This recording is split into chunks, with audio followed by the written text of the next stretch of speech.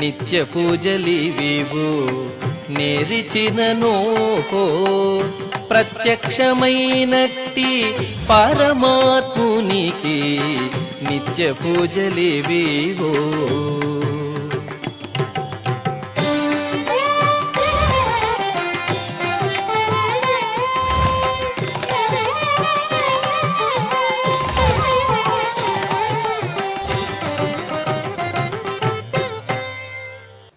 ఓం నమో వెంకటేశాయ. ఈరోజు గురువారము, శ్రీ విశ్వావసనామ సంవత్సరము, దక్షిణాయనము, శరదృతువు, కార్తీక మాసము, కృష్ణపక్షము, నవమి తిథి, మఖా నక్షత్రము, నవంబర్ 13, 2025.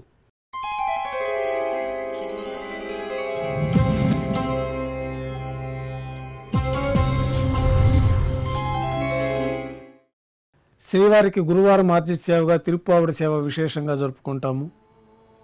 సాతుమర పూర్తి అయిన తర్వాత రేపు అనగా శుక్రవారం అభిషేకం ఏర్పాట్లలో భాగంగా శ్రీవారి మూలవర్లకు అలంకరించబడి ఉన్న సువర్ణ తిరువాభరణాలు, రత్నాభరణాలు, హారములు తొలగించి శ్రీవారి ముఖమండలంలోని పచ్చకర్పూరం తిరునామమును అర్ధభాగం తొలగించి శ్రీవారి నేత్రములు కనిపించే విధంగా అలంకారం చేయబడుతుంది.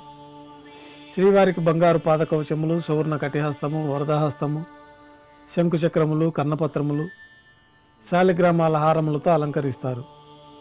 గర్భాలయం శుద్ధి కావించిన తర్వాత మాధ్యాహ్నిక ఆరాధనలో భాగంగా బంగారు పంచపాత్రలో శుద్ధ జలం నింపి శ్రీ వైకానస ఆగమోక్తమైన ఉపచారాలు స్వామివారికి, ఉత్సవమూర్తులకి సమర్పించి అష్టోత్తర శతనామావళితో అర్చన జరిపి మాధ్యాహ్నిక నైవేద్యంలో భాగంగా పాచక కైంకర్య పొరులు సుమారు 450 కిలోల పరిణామంలో తింత్రిణి రసాన్నం అంటే పులిహోర గరుడాల్వారు ముందు వెండి పీఠం పైన రాశిగా పోసి అలంకరించి 8 దిక్కులు శిఖరములుగా ఏర్పాటు చేసి నారికేళ అర్థఫలములు మరియు పుష్పముల చేత అన్ని దిక్కులు యందును ముఖభాగం నందును రమణీయంగా అలంకరించి శ్రీవారి దృష్టి గోచరించినట్లుగా ఏర్పాటు చేస్తారు.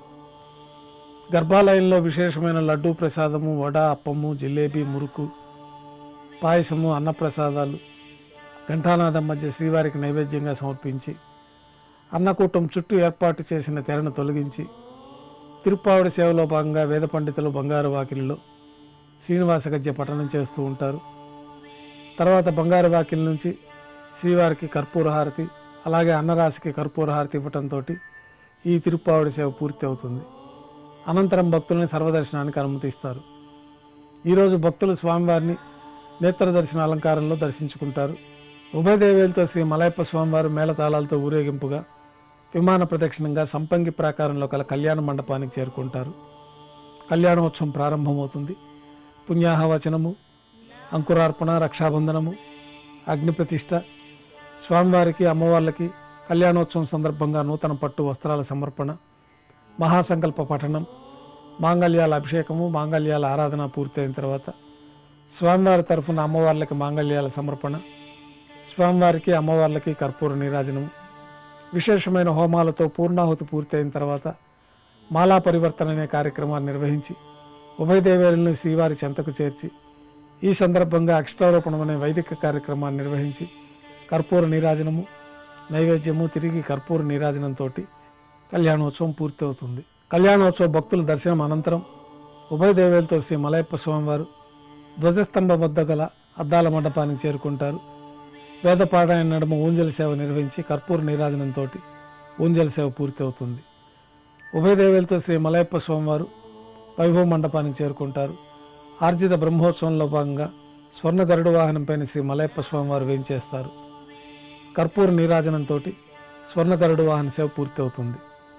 హనుమంత వాహనంపైన శ్రీ మలయప్ప స్వామివారు వేయించేస్తారు. కర్పూర నీరాజనంతో హనుమంత వాహన సేవ పూర్తి అవుతుంది. పెద్ద శేషవాహనం పైన శ్రీ మలయప్ప స్వామివారు వేయించేస్తారు. కర్పూర నీరాజనంతో పెద్ద శేషవాహన సేవ పూర్తి అవుతుంది. ఉభయదేవేలతో కలిపి శ్రీ మలయప్ప స్వామివారికి కర్పూర నీరాజన సమర్పణతోటి ఆర్జిత బ్రహ్మోత్సవం పూర్తి అవుతుంది. సాయం సంధ్య వేళలో 1000 దీపాలతో అలంకరించి ఉన్న సహస్ర దీపాలంకరణ సేవ మండపానికి ఉభయదేవులతో శ్రీ మలయప్ప స్వామివారు వేయించేస్తారు.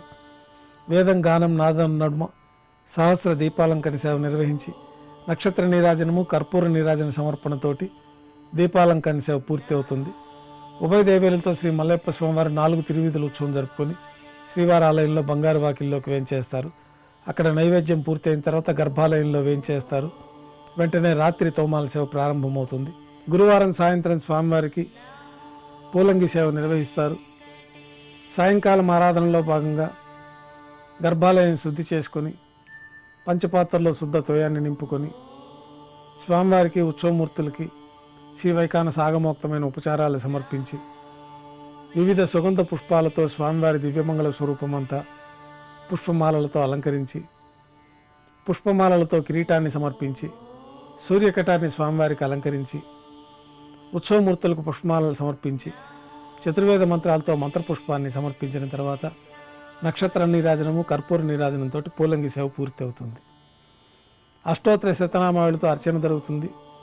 రాత్రి నైవేద్యంలో భాగంగా అన్నప్రసాదాలు పన్యారాలు ఘంటానాదం మధ్య శ్రీవారికి నైవేద్యంగా సమర్పిస్తారు. అనంతరం భక్తుల్ని పూలంగి సర్వదర్శనానికి అనుమతిస్తారు.